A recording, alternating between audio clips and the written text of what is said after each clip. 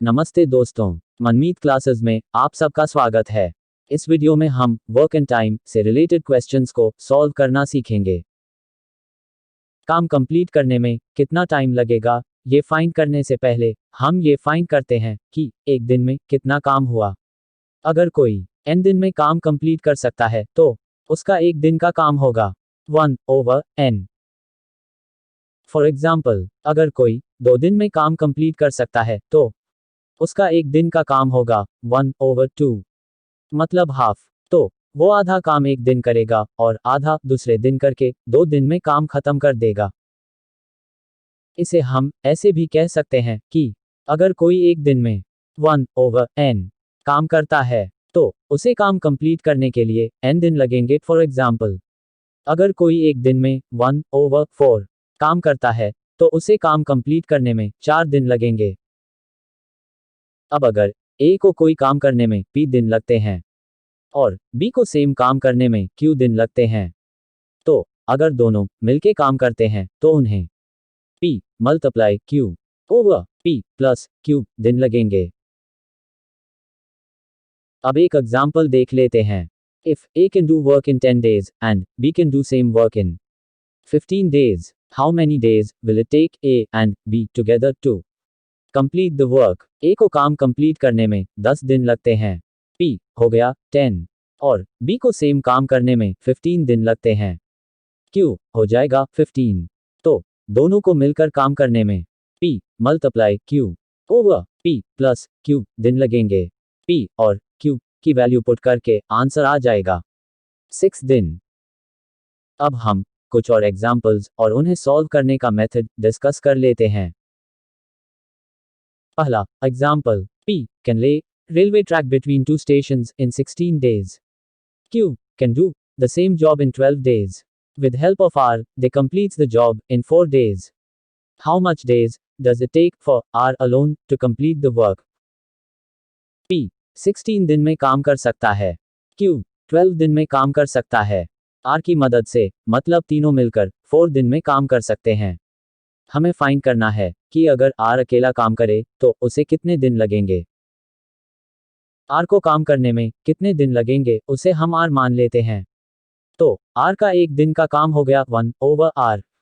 P को काम करने में 16 दिन लगेंगे, तो P का एक दिन का काम हो गया 1/16। Q को काम करने में 12 दिन लगेंगे, तो Q का एक दिन का काम हो गया 1/12। अब तीनों को मिलकर काम करने में 4 दिन लगेंगे, तो उनका एक दिन का काम हो गया 1/4। अगर तीनों के एक दिन के काम को ऐड कर दे तो वो 1/4 के इक्वल होगा। अब इस इक्वेशन को सॉल्व करके R की वैल्यू आ जाएगी 9.6 डेज। मतलब अगर R अकेले काम करे तो उसे काम करने में 9.6 दिन लगेंगे। तो कोई भी क्वेश्चन सॉल्व करने के लिए पहले एक दिन के काम की इक्वेशन बनाए और फिर इक्वेशन को सॉल्व करके जो फाइंड करना है उसकी वैल्यू निकाले। अब दूसरा एग्जाम्पल देख लेते हैं। 6 men and 8 women can complete a work in 10 days.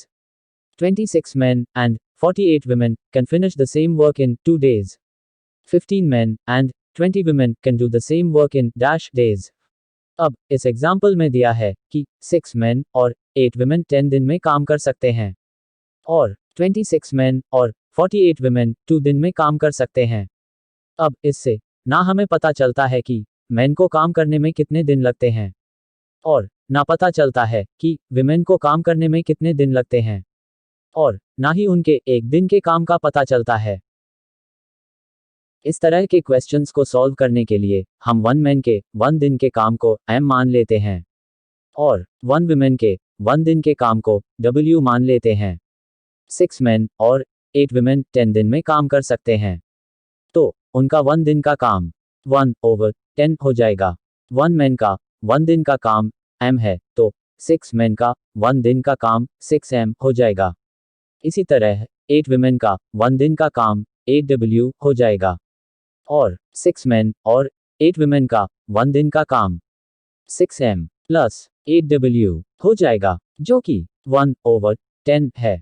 इससे इक्वेशन 1 बन जाएगी 60M + 80W = 1। इसी तरह 26 मेन और 48 वुमेन को काम करने में 2 दिन लगेंगे, तो उनका एक दिन का काम हो गया 1/2। और इक्वेशन 2 बन जाएगी 26m plus 48w equal to 1/2। इसे हम लिख सकते हैं 52m plus 96w equal to 1। Equation 1 और इक्वेशन 2 को सॉल्व करने के बाद 1 मैन का 1 दिन का काम m आ जाएगा 1/100 और 1 वुमेन का 1 दिन का काम w आ जाएगा 1/200। हमें फाइंड करना है कि 15 मैन और 20 वुमेन को काम करने में कितने दिन लगेंगे। तो पहले हम उनका एक दिन का काम फाइंड करेंगे। 15 मैन और 20 वुमेन का एक दिन का काम होगा 15m प्लस 20w। m और w की वैल्यू पुट करके उनका एक दिन का काम आ जाएगा 1/4। इसका मतलब उन्हें काम करने में 4 दिन लगेंगे। इस क्वेश्चन को आप एक और मेथड से सॉल्व कर सकते हैं। 6 मैन और 8 वुमेन 10 दिन में काम कर सकते हैं। तो हम लिख लेंगे 6, 8, 10। 26 मैन और 48 वुमेन 2 दिन में काम कर सकते हैं। तो हम लिख लेंगे 26, 48, 2। हमें फाइंड करना है कि 15 मैन और 20 वुमेन कितने दिन में काम कर सकते हैं, उसे हम x मान लेंगे और हम लिख लेंगे 15, 20x। अब फर्स्ट कॉलम को इस तरह एक बार फिर लिख लेंगे।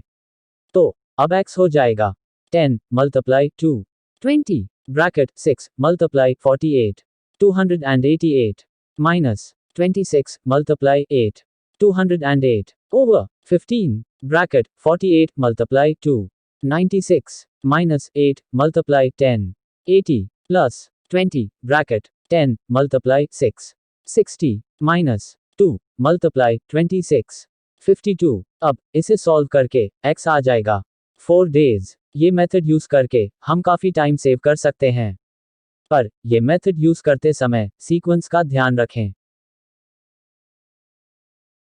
अब हम एक और एग्जाम्पल देख लेते हैं। Anil and Suresh are working on a special assignment. Anil needs 6 hours to type 32 pages on a computer, and Suresh needs 5 hours to type 40 pages. If both of them work together on 2 different computers, how much time is needed to type an assignment of 110 pages? Anil को 32 pages type करने में 6 hours लगते हैं और सुरेश को 40 pages type करने में 5 hours लगते हैं। तो दोनों मिलकर 110 पेजेस कितने टाइम में टाइप कर सकते हैं? हमने जो पहले एग्जाम्पल किए थे उनमें वर्क सेम होता था, पर इस एग्जाम्पल में अनिल का वर्क है 32 पेजेस, सुरेश का वर्क है 40 पेजेस और दोनों को मिलकर जो वर्क करना है वो है 110 पेजेस। तो इस तरह के क्वेश्चन में 1 दिन का काम होगा total work over total time. इस एग्जाम्पल में टाइम आवर्स में दिया है, तो हम 1 आवर का वर्क फाइंड करेंगे। अनिल का 1 आवर का काम हो जाएगा अनिल का वर्क 32 पेजेस ओवर अनिल का टाइम 6 आवर्स, मतलब 32 ओवर 6। इसी तरह सुरेश का 1 आवर का काम हो जाएगा 40 ओवर 5। अब दोनों मिलकर 1 आवर में कितने पेजेस टाइप कर सकते हैं, ये फाइंड करने के लिए हम दोनों के 1 आवर के काम को ऐड कर देंगे। तो ये आ जाएगा 40 ओवर 3 पेजेस और 110 पेजेस टाइप करने में जो टाइम लगेगा वो हो जाएगा 110 ओवर 40 ओवर 3, जो आ जाएगा 33 ओवर 4 आवर्स। अब एक और एग्जाम्पल देख लेते हैं। P and Q can complete a work in 15 days and 10 days respectively. They started the work together, and then Q left after 2 days. P alone completed the remaining work. The work was finished in dash days. P 15 days में काम कर सकता है, Q 10 days में कर सकता है। दोनों मिलकर काम शुरू करते हैं, 2 दिन तक मिलकर काम करते हैं और फिर Q चला जाता है और बचा हुआ काम P अकेला करता है। तो हमें फाइंड करना है कि काम करने में टोटल कितने दिन लगेंगे। अब इस एग्जाम्पल में कुछ काम 2 लोगों ने मिलकर किया और बाकी दोनों में से एक ने अकेले किया। तो पहले हम देखेंगे कि दोनों ने मिलकर कितना काम किया, फिर कितना काम बचा और उसे करने में एक को अकेले कितना टाइम लगेगा। दोनों ने मिलकर 2 दिन में कितना काम किया, ये निकालने के लिए पहले हम दोनों का एक दिन का काम फाइंड करेंगे। P का एक दिन का काम होगा 1 ओवर 15। Q का एक दिन का काम होगा 1 ओवर 10। दोनों का एक दिन का काम हो जाएगा 1/15 प्लस 1/10 इक्वल टू 1/6। तो दोनों का 2 दिन का काम हो जाएगा 2 मल्टीप्लाई 1/6 इक्वल टू 1/3। रिमेनिंग काम हो जाएगा 1 माइनस 1/3 इक्वल टू 2/3। अब बचा हुआ 2/3 काम P को अकेले करने में जो टाइम लगेगा वो होगा बचा हुआ काम ओवर P का एक दिन का काम।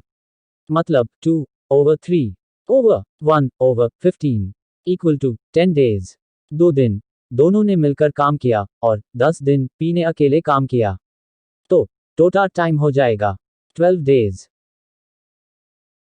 इन सभी एग्जाम्पल्स में हमने देखा कि कोई भी क्वेश्चन सॉल्व करने के लिए पहले हम हर एक का एक दिन का काम फाइंड करते हैं और फिर गिवन कंडीशंस के अकॉर्डिंग एक दिन के काम की इक्वेशन बनाते हैं और फिर उस इक्वेशन को सॉल्व करके आंसर फाइंड करते हैं।